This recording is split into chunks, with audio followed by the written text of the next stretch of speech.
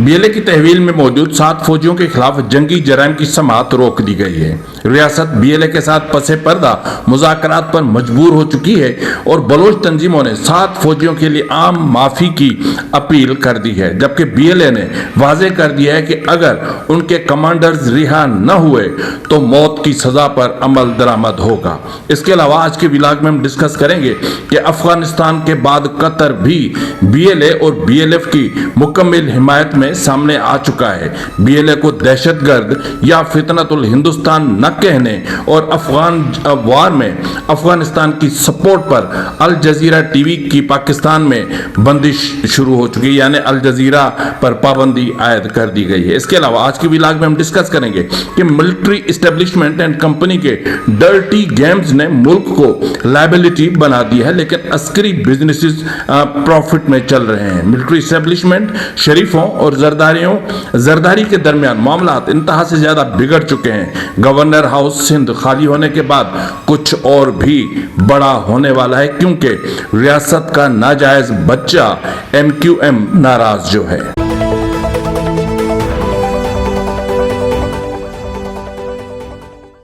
بسم اللہ الرحمن الرحیم۔ السلام علیکم ناظرین، یہ فروز NB نیوز، میں ہوں آپ کا میزبان نواز بھٹو، ایک نئے ولاگ کے ساتھ۔ آپ سے وہی گزارش ہے کہ ابھی تک اگر آپ نے میرے چینل کو سبسکرائب نہیں کیا تو کر لیں، آپ بھی کریں، اپنے دوستوں اور رشتہ داروں سے کہیں کہ وہ بھی میرے چینل کو سبسکرائب کریں، لائک کریں، شیئر کریں، تاکہ میری ریچ میں اضافہ ہو سکے۔ ناظرین، اس وقت پاکستان ایک عجیب ہی بحران کا شکار ہے، اور اس بحران کے شکار کا جو اسباب ہیں وہ ملٹری اسٹیبلشمنٹ اینڈ کمپنی کی ڈرٹی گیمز اور کی پالیسیز ہیں۔ مثال کے طور پر جو ملٹری اسٹیبلشمنٹ ہے ان کا سارا فوکس ہر قیمت پر بلوچستان اور خیبر پختونخوا کو فتح کرنے پر لگا رہا، لیکن ملک معاشی طور پر تباہ ہو گیا۔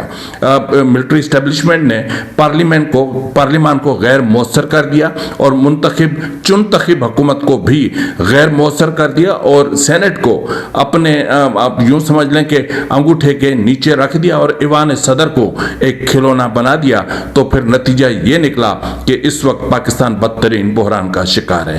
اس وقت جس طرح بات کی جا رہی ہے بلوچستان کے حوالے سے، تو بلوچستان میں جو صورتحال ہے وہ انتہا سے زیادہ گمبھیر ہے۔ جبری گمشدگیوں کا ایک طوفان ہے جو تھمنے کا نام ہی نہیں لے رہا، اور گزشتہ روز آپ نے دیکھا کہ جس طرح ایک ہی خاندان کے 11 افراد کو جبری گمشدگی کا نشانہ بنایا گیا تھا، اسی طرح گزشتہ روز میں نے اپنے ولاگ میں رکھا تھا کہ ایک ہی خاندان کے 8 افراد کو حراست میں لینے کے بعد ان کو لاپتہ کر دیا گیا۔ لیکن دوسری طرف اگر آپ دیکھیں تو اسلام آباد ہائی کورٹ نے لاپتہ افراد کیس میں وفاقی سیکریٹری دفاع اور وفاقی سیکریٹری داخلہ کو ذاتی طور پر طلب کر دیا ہے۔ جسٹس محسن اختر کیانی نے یہ حکم 2015 سے لاپتہ ایک شخص عبداللہ عمر سے متعلق عدالت کے 2018 کے حکم کی عدم تعمیل پر توہین عدالت کی درخواست پر سماعت کے دوران دیا۔ چلو شکر ہے کسی نے تو غریب بلوچوں کی بھی آواز سنی، لیکن معاملہ یہ ہے کہ جس طرح یہ سب کچھ ہو رہا ہے، اسی طرح دیکھیں تو BYC کی قیادت کے حوالے سے ان کو تقریباً 1 سال ہونے کو آ رہا ہے، اور وہ ایک غیر قانونی اور غیر آئینی حراست میں ہے یا پھر قید میں ہے۔ 1 سال کے دوران حکومت اور ریاست BYC کی قیادت ڈاکٹر ماہرنگ بلوچ، بیبو بلوچ، گلزادی بلوچ، شاجی بلوچ، بیبر بلوچ اور دیگر کے خلاف کوئی بھی الزام ثابت نہیں کر سکی، یہاں تک کہ FIRs کے انبار لگا دیے گئے ہیں۔ تو جب صورتحال ایسی ہوگی اور ملک سیاسی عدم استحکام کا شکار ہوگا تو پھر معاملات کہاں ہوں گے؟ جب آپ کی پالیسیز کوئی اور کنٹرول کرے گا۔ میں جو ہے وہ بات کر رہا ہوں پینٹاگون کی۔ جب آپ کی پالیسیز پینٹاگون اور وائٹ ہاؤس سے فائنلائز ہو کر آئیں گی، جب آپ کو اسرائیل کو قبول کرنے پر مجبور کیا جا رہا ہو اور آپ مجبور ہو رہے ہوں، تو ایسی صورتحال میں پالیسیز کیا بنے گی؟ پھر ڈرٹی گیمز ہی بنے گی۔ اس وقت اگر میں بات کر لوں، آپ کے سامنے اگر میں رکھوں، تو میں سمجھتا ہوں کہ اب اس بات کو تسلیم کر لیا جانا چاہیے کہ عسکری کمپنی اپنے نجی شراکت داروں، شریفوں اور زرداروں نے ملک کو اس مقام پر لا کر کھڑا کر دیا ہے جہاں سوائے تباہی کے اور کچھ بھی نہیں ہے۔ شریفوں اور عسکری کمپنی میں اختلافات انتہائی شدت اختیار کر چکے ہیں۔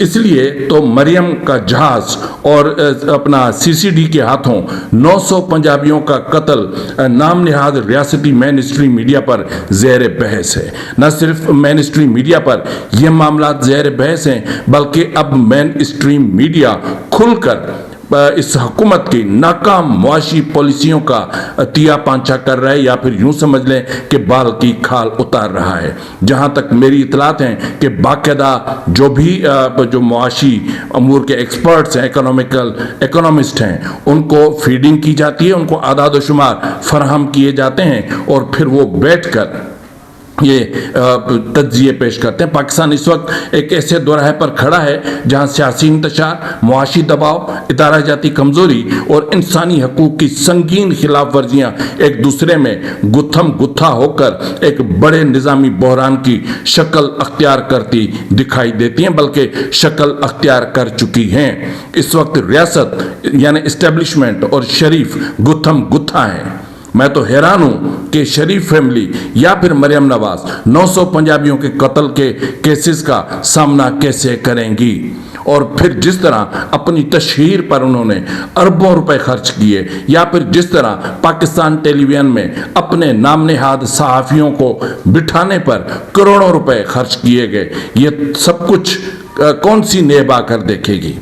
इस वक्त अगर हम देखें तो पाकिस्तान के बैरूनी कर्जों का हुजम 138 अरब डॉलर की खतरनाक हद तक पहुंच चुका है, जबकि ज्यादा तशवीशनाक अमर यह है कि कर्जों पर सूद की अदायगी में गुज़िश्ता 3 साल के दौरान 84% से जायद इजाफा हुआ है। बैरूनी कर्जों पर 8% तक शरह से सूद अदा किया जा रहा है, और सूद की अदायगी का हुजम जो 3 साल कबल तक 1 अरब 91 करोड़ डॉलर था, अब बढ़कर 3 अरब 69 करोड़ अरब डॉलर तक पहुंच चुका है। गुज़िश्ता माली साल सूद समेत कर्जों की वापसी की मद में 13 अरब 32 करोड़ अरब डॉलर अदा किए गए, जिसमें से 9 अरब 73 करोड़ डॉलर असल कर्ज की वापसी, जबकि 3.5 अरब डॉलर से जायद सूद की मद में थे। यहां पर मैं आपको यह भी बताता चलूं कि कर्ज की अदायगी इसलिए भी नामुमकिन है, ये मैं आप क्लियर, लाउड एंड क्लियर कह रहा हूं कि कर्ज की अदायगी इसलिए नामुमकिन है कि इस वक्त पाकिस्तान के फॉरेन रिजर्व्स में सिर्फ 16 अरब डॉलर मौजूद हैं।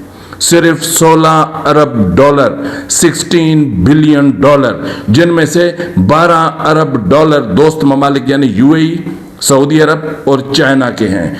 तो इस तरह अगर हम देखते हैं तो हमारे पास सिर्फ हमारे रिजर्व्स में सिर्फ 4 अरब डॉलर मौजूद हैं, लेकिन वाजिबुल जो अदा कर्जा जात हैं उनकी मालियत देखें तो 138 अरब डॉलर से ज़्यादा है। हर तरफ खसारा ही खसारा है।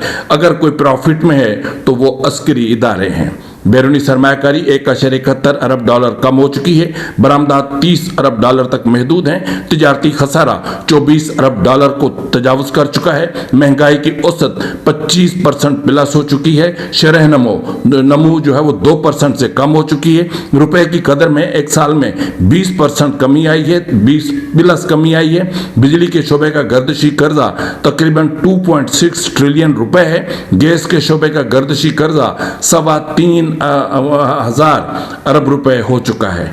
आलमी बैंक की रिपोर्ट कहती है कि पाकिस्तान में तकरीबन 52% यानी 13 करोड़ पाकिस्तानी गुर्बत की लकीर के नीचे जिंदगी बसर कर रहे हैं।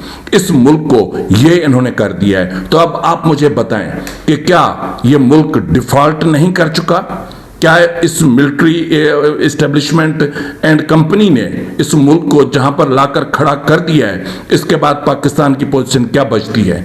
मैंने कल भी कहा था कि अगर ट्रंप जिस तरह इनके पीठ थपथपा रहा है और ये खुद को इस खित्ते का डान तस्वुर करने लगे हैं, तो ये सूरत हाल आगे चलकर इंतहा से ज्यादा खतरनाक होने जा रही है। मिलिट्री एस्टेब्लिशमेंट और पॉलिटिशियन इस वक्त गुत्थम गुत्था है। मरियम नवाज के खिलाफ खिलाफ आप क्या समझते हैं कि नाम निहाद मेन स्ट्रीम मीडिया यूं ही मुआशी मामलात पर बहस कर रहे हैं? आप क्या समझते हैं कि नाम निहाद नेशनल मीडिया जो बलूचिस्तान के कत्ताल पर कुछ नहीं कहता, जो बलूचिस्तान के जबरी गुमशुदगियों पर खामोश रहता है, जो बलूचिस्तान के मादनियात की लूट मार पर कुछ नहीं कहता, बलोच बेटियां बगैर किसी जुर्म के 1 साल से जेल में हैं, लेकिन जो नेशनल मीडिया है, मेन स्ट्रीम मीडिया है, वो एक लफ्ज नहीं कहता। 7 बलोच बेटियां रियासत ने जबरी तौर पर लापता कर रखी हैं, लेकिन मेन स्ट्रीम मीडिया कुछ कहने के काबिल नहीं है। और वो मेन स्ट्रीम मीडिया कि जिसकी चहीती मरियम नवाज हुआ करती थी, आज उसके जहाज को लेकर पूरा मेन स्ट्रीम मीडिया उसने तबाही मचा रखी है। कभी इतना अगर बलूचिस्तान के हवाले से बात की गई होती तो आज बलूचिस्तान के हालात कुछ और होते। पंजगूर की बात कर लें, अभी थोड़ी देर पहले गाड़ी पर फायरिंग हुई जिसमें 2 खवातीन जान बहक हुई हैं। अब ये कहा जा रहा है कि ये कोई अफगान फैमिली थी जो गैर कानूनी तौर पर ईरान में दाखिल होने की कोशिश कर रही थी। और फिर खुशदार की बात करें तो तहसील जहरी में गुज़िश्ता रोज एक ड्रोन हमले की इतलात है कि जहरी से ज़राए के मुताबिक गुज़िश्ता रोज 22 फरवरी को तकरीबन रात को 8 बजे कहन जहरी में अताउल्लाह जतक वल्द लाल मोहम्मद जतक के घर पर ड्रोन हमला हुआ। खुशकिस्मती से उस वक्त घर में कोई मौजूद नहीं था और कोई जानी नुकसान नहीं हुआ। तो इस पिछले 5 दिनों से धड़ाधड़ ऑपरेशन चल रहा है, धड़ाधड़ फिजाई हमले हो रहे हैं, लेकिन नतीजा क्या निकल रहा है? नतीजा जो निकल रहा है और जिस तरह रियासत बीएलए के सामने तकरीबन घुटने टेक चुकी है, उसके हवाले से मैं आपके सामने तफसीलात रखता हूं। लेकिन उससे पहले मैं आपको बता दूं कि इस वक्त की जो सूरत हाल है वो ये है कि जिस तरह रियासत पाकिस्तानी मीडिया को चला रही है, इस तरह मिलिट्री एस्टेब्लिशमेंट चाहती है कि दुनिया का मीडिया भी पाकिस्तान की हर जायज़ और नाजायज़ कौल और फेल को इनकी मर्जी के मुताबिक दिखाए, लेकिन ऐसा नहीं होता।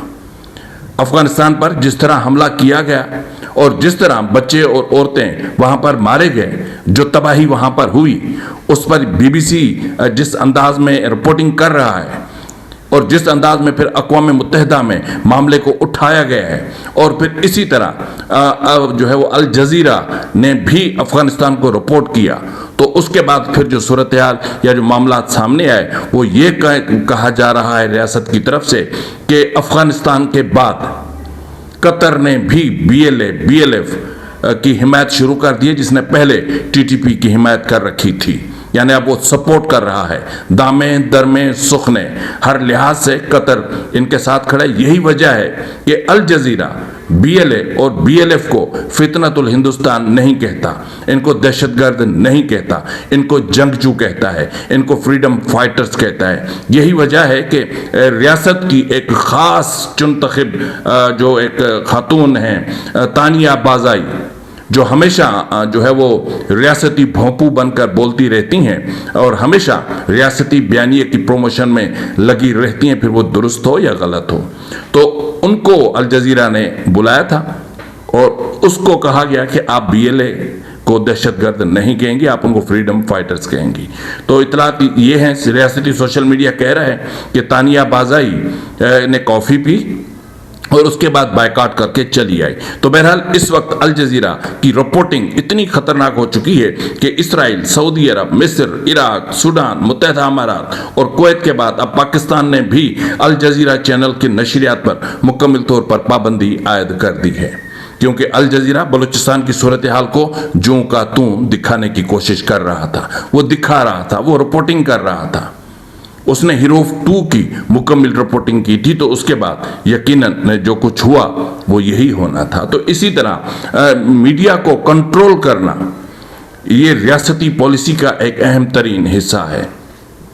तो जिस तरह मैंने आपसे बात की कि बीएलए की तहवील में मौजूद 7 फौजियों के खिलाफ जंगी जराइम की अदालत में, जो बीएलए की अपनी एक अदालत है, उसमें जो समाअत चल रही थी, मेरी इतलात ये हैं कि उनको सजाए मौत सुनाए जाने के बाद फैसला फिलहाल मौखर कर दिया गया।